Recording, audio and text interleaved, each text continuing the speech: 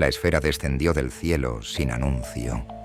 Un intruso espectral en la rutina adormecida de los habitantes de Parva Gloria. Un diminuto asentamiento que se aferraba a su insignificancia en un planeta apenas cartografiado.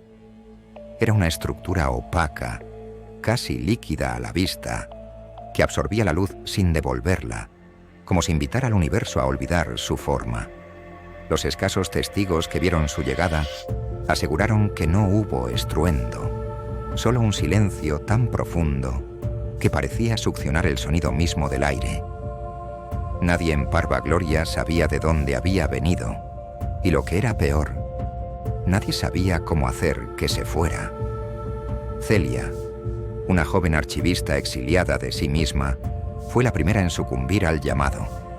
Vivía sola en una barraca a las afueras del asentamiento, rodeada de montones de libros empolvados y máquinas inútiles que alguna vez pertenecieron a la civilización que la precedió.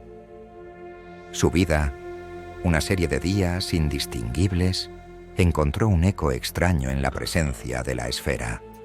Tras su llegada, comenzó a notar cambios primero sutiles, luego ominosos. Las palabras dejaban de resonar en su mente como antes. Sus pensamientos, una vez ágiles, parecían atrapados en una viscosidad muda. Era como si toda posible expresión de su humanidad estuviese siendo abolida de manera imperceptible pero inexorable. Una noche, incapaz de resistir más la atracción apenas comprensible de la esfera, Celia salió al oscuro páramo. A cada paso que la acercaba, sentía que una parte de sí misma se desgajaba. Para cuando estuvo a escasos metros de su superficie, ya no estaba segura de por qué había venido. Los nombres de las razones, e incluso de sus emociones, se disolvían en su memoria como tinta en agua.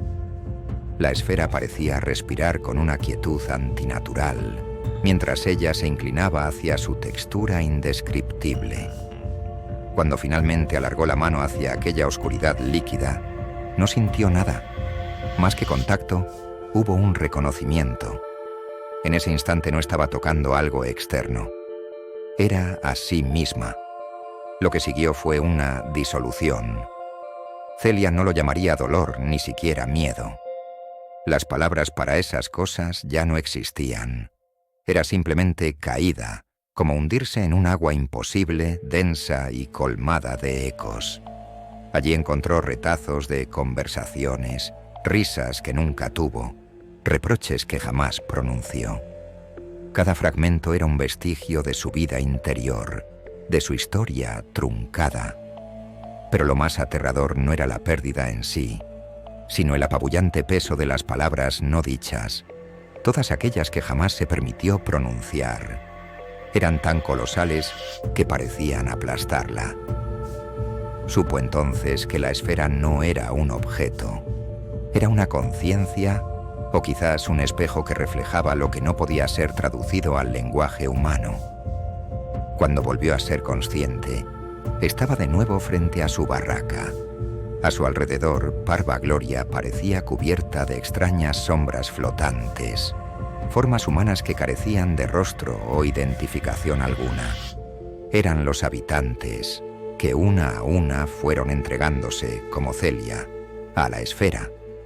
Pero ellos no regresaron. Eran monumentos a las promesas incumplidas, esculturas hechas de la ausencia de significado. La esfera había tomado algo de ellos, y Celia temía que la estuviese utilizando a ella como intermediaria para difundir su infección en algo más vasto, más intrínseco a la condición humana. Amelia, la doctora del lugar y una de las pocas en conservar todavía alguna resistencia a la tentación de la esfera, confrontó a Celia días después. «¿Qué quieres de nosotros?», le preguntó con una voz tensa, bordeando el horror. Pero Celia no supo qué responder. De alguna manera, sentía que dentro de sí nacía un idioma nuevo, demasiado crudo y sin palabras, un lenguaje que parloteaba a través de gestos y emociones puramente primordiales. «No quiero nada», murmuró al fin. pero ya ni siquiera reconocía la sinceridad o la mentira. En los días que siguieron, Parva Gloria se vació por completo. Aquellos que resistieron más que el resto desaparecieron mientras Celia permanecía, atrapada en una lucha interna. Cada noche oía los murmullos de la esfera, que ya no podía notar con sus oídos, sino con algo más profundo y difícil de nombrar. Era un llamado que nunca terminaba, un eco que nacía del vacío mismo de su existencia. Cuando llegó el día en que Celia decidió rendirse, volver a entregarse por completo, ya no había nadie allí para ver su caída.